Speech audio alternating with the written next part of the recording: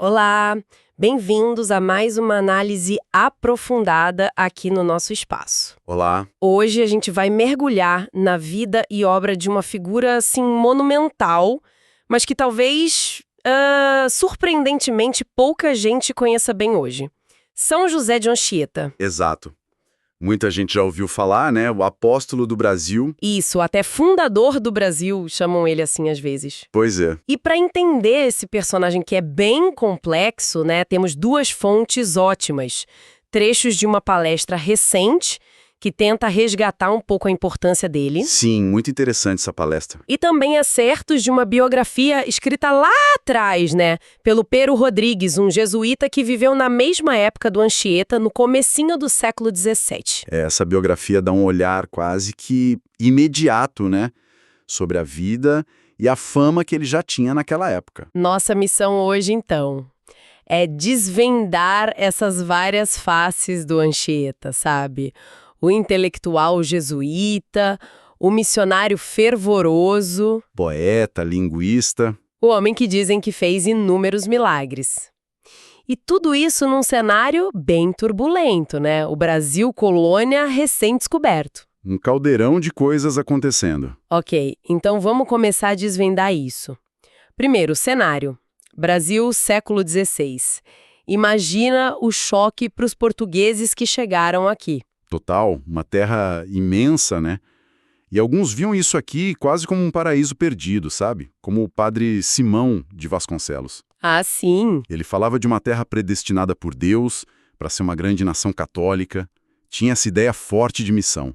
É, a tal alma cruzada, né? Tava presente desde o começo. A cruz da Ordem de Cristo nas caravelas. A primeira missa, a primeira cruz fincada no chão. Era um simbolismo muito forte já na largada. Com certeza. E é fascinante como eles interpretavam tudo o que encontravam, até as histórias dos indígenas. Como assim? Eles ouviam relatos, por exemplo, sobre um grande dilúvio, ou sobre um pregador antigo que teria andado por aqui. E associavam logo com a Bíblia. Na hora. O dilúvio eles viam como ecos meio distorcidos do Gênesis. Um morro não foi coberto, uma palmeira salvou alguns. Para eles confirmava a história bíblica, só que, modificada pelo tempo, né? Entendi. E o tal pregador antigo associavam a São Tomé Apóstolo. Achavam que ele podia ter chegado até aqui, cumprindo a ordem de Cristo de pregar para todo mundo. Nossa, isso devia dar um gás enorme para a missão deles, né? Exatamente. Reforçava essa ideia de uma humanidade conectada à mesma história e a urgência de trazer a fé verdadeira, corrigir essas distorções. Alimentava muito o fervor missionário. E os agentes principais dessa missão eram os jesuítas, certo? Uma ordem religiosa bem diferente. Sem dúvida. Fundada por Santo Inácio de Loyola, uma figura interessantíssima. Ele era militar, né? Espanhol. Sonhava com glórias na batalha, essas coisas. Isso. Mas aí ele foi ferido, ficou de cama e começou a ler a vida de Cristo, dos santos. E aí a chave virou. Completamente. Ele viu um outro tipo de heroísmo ali, sabe? Não o da guerra, mas o da fé, do serviço a Deus. Teve uma conversão, assim, muito profunda. Mergulhou numa vida espiritual intensa. Chegou a níveis místicos bem altos, né? Muito altos. O que Santa Teresa d'Ávila depois chamaria de sétima morada, uma união profunda com Deus. Daí ele pensou numa companhia religiosa, mas com disciplina quase militar. Foco total na fé, no estudo e na ação. E ele juntou uma turma boa para isso, lá em Paris. Numa universidade que era uma super Harvard da época, como diz a fonte. Exato. Nomes como São Francisco Xavier, São Pedro Fabro, eram mentes brilhantes, mas com uma fé muito sólida. E a Companhia de Jesus, que nasceu oficialmente em 1540, ficou famosa rápido por isso. Espiritualidade forte, inteligência de ponta e defesa fervorosa da fé católica. E como é que eles vieram parar aqui no Brasil? A conexão com Portugal foi fundamental. O rei Dom João III era muito religioso, queria expandir a fé nas colônias. Fazia parte do projeto, né? Sim. E um diplomata convenceu o rei a trazer os jesuítas para Portugal. Não foi fácil, viu? Eram só 10 jesuítas no começo para a Europa toda. Imagina a negociação, libera uns aí pra gente. Foi intensa, Mas conseguiram. 2 dos 10 originais vieram. São Francisco Xavier, que foi para o Oriente, virou o apóstolo do Oriente. Figura enorme também. E o padre Simão Rodrigues, que era o único português do grupo, ele ficou em Portugal, fundou um colégio jesuíta super importante em Coimbra, com grana do rei. E esse colégio virou um centro de formação. Um celeiro, formou missionários para o mundo todo, e para o Brasil, claro. A primeira leva chegou aqui em 1549, com o padre Manuel da Nóbrega na liderança. E é nesse cenário todo que entra o nosso personagem principal, José de Anchieta. Finalmente. Nascido nas Ilhas Canárias em 1534. Veio estudar em Coimbra. Dizem que, desde cedo, ele já era não só inteligente, mas muito virtuoso, modesto, devoto. Fez até voto de virgindade perpétua bem cedo, né? Diante de uma imagem de Nossa Senhora lá na sede de Coimbra. Isso. E entrou para a Companhia de Jesus com 17 anos. Mas tem um detalhe curioso sobre a vinda dele para o Brasil. A saúde, né? Sim, ele tinha um problema sério na coluna. As fontes não dizem exatamente o quê. Talvez congênito, talvez por passar horas ajoelhado ajudando nas missas. Puxa! O fato é que os médicos e os superiores acharam que o clima do Brasil, mais ameno, com ares temperados, podia ajudar na recuperação dele. Quase uma receita médica. Vá para o Brasil. Quase isso. E aí ele embarcou na terceira expedição jesuíta. Chegou aqui por volta de 1553, com uns 19, 20 anos, bem novo. E a adaptação dele foi rápida? Surpreendentemente rápida. E o impacto foi enorme.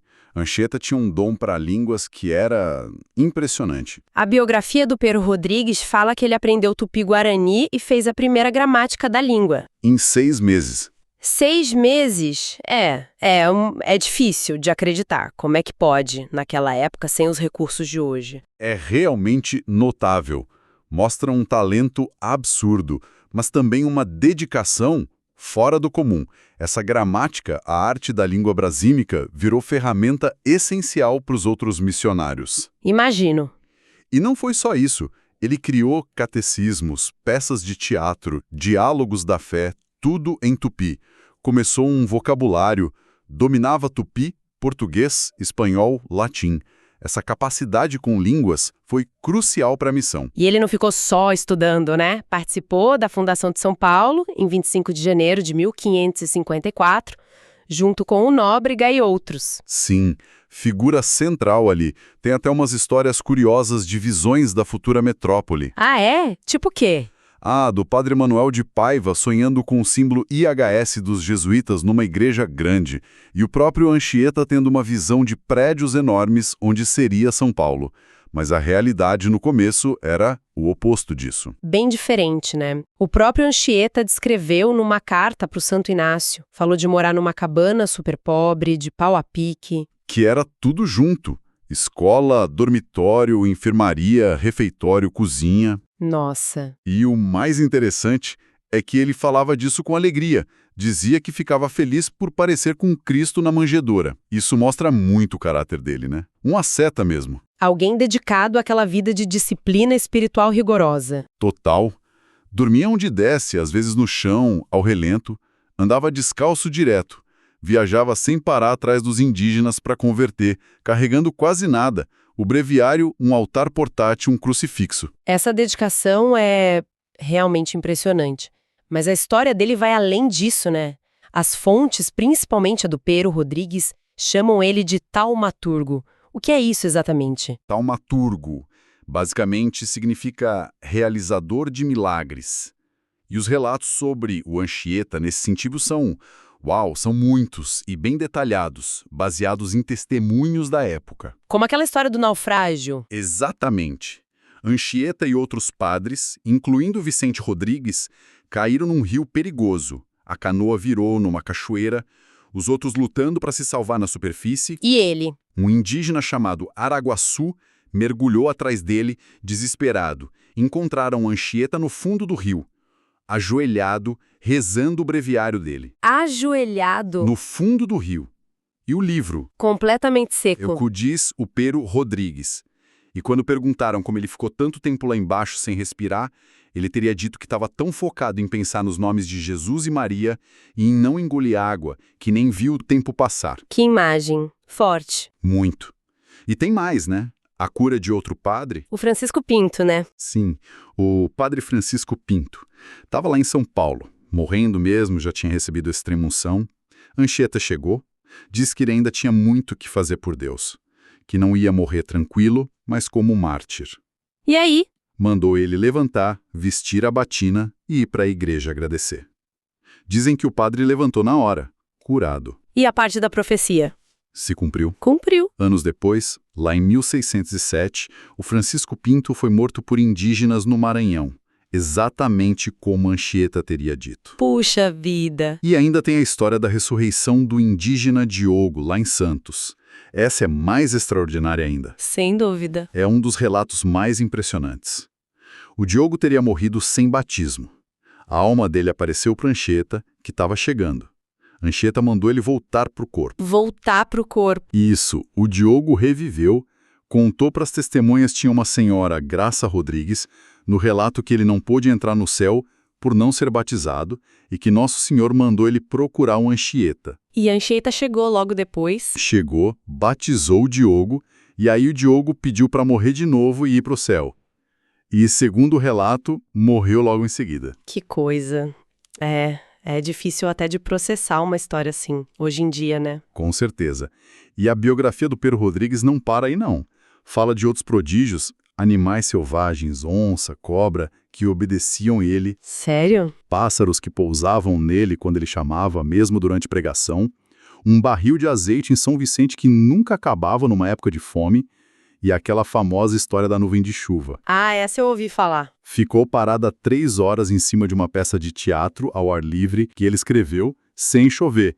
Só desabou a água depois que a peça acabou. Como é que a gente entende esses relatos hoje? Essas fontes são confiáveis para esse tipo de coisa? Olha, é crucial colocar em contexto. A biografia do Pero Rodrigues, que é a principal fonte para isso, foi feita com base em testemunhos formais, sabe? Coletados sob juramento a pedido do padre provincial Fernão Cardim. Testemunhas sérias, então. Eram pessoas graves, nobres da colônia. Para a mentalidade da época, mentir sob juramento sobre algo assim era um pecado gravíssimo. E teologicamente, eles viam esses milagres como sinais da graça de Deus, agindo através de pessoas santas, né? E chegavam naquele nível alto de união com Deus, a 7ª morada. Fazia sentido para eles. Perfeitamente. Citavam até o Evangelho de João, onde Jesus diz que quem cresce nele faria obras iguais e até maiores que as dele. Para eles, era lógico que Deus agisse assim através de um servo fiel. Entendi. Mas a vida do Anchieta e dos jesuítas não era só maravilha, né? Tinha muito perrengue. Com certeza, muitos desafios enormes. Lidar com os costumes indígenas, tipo o canibalismo ritual, a poligamia, isso era uma tensão constante. Imagino. Tem relatos do Nóbrega e do Anchieta quase causando uma revolta em Salvador quando tentaram impedir um desses rituais. E em São Paulo, eles bateram de frente com o cacique Tibiriçá. Mesmo ele já sendo católico? Sim, ele queria fazer um banquete tradicional com o inimigo preso. Os padres foram lá, pegaram o prisioneiro à força, Tibiriçá ficou furioso. Depois se arrependeu, mas mostra a tensão. E as guerras entre as tribos? Atrapalhavam muito. Demais. Eram incessantes. Atrapalhavam tudo. 2 irmãos jesuítas leigos, o João de Souza e o Pedro Correia, foram mortos pelos índios carijós em 1554, justamente quando tentavam fazer as pazes entre eles e os tupis, aliados dos portugueses. Era um ambiente muito violento. E ainda tinha ameaça de fora, os franceses no Rio de Janeiro. Exatamente.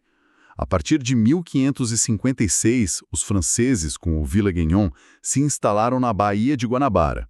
E eles eram aliados dos índios tamoios. Uma ameaça dupla, militar e religiosa. Isso, muitos eram calvinistas, huguenotes.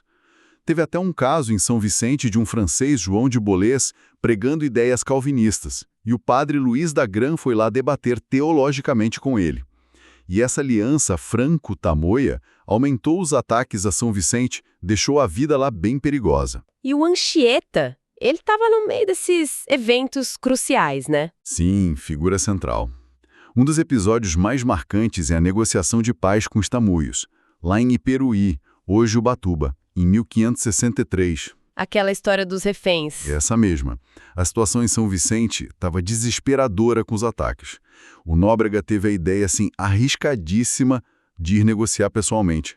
Levou o Anchieta e os dois se ofereceram como reféns. Reféns? Entre inimigos que praticavam canibalismo. Nossa, que coragem! Uma coragem absurda. Ficaram meses lá. O Nóbrega ficou doente e teve que voltar. O Anchieta ficou sozinho mais 3 meses. Sozinho? Sozinho. E foi nesse tempo, andando pela praia, que ele compôs de cabeça, sem papel, sem nada, aquele poema épico, gigante em latim para a Virgem Maria, o De Beata Virgine Dei Mater Maria. Quase 6.000 versos, né? Isso. Ele teria prometido escrever se Nossa Senhora protegesse ele ali, física e espiritualmente. Tem até uns relatos indígenas de uma pomba branca que ficava com ele enquanto ele escrevia na areia.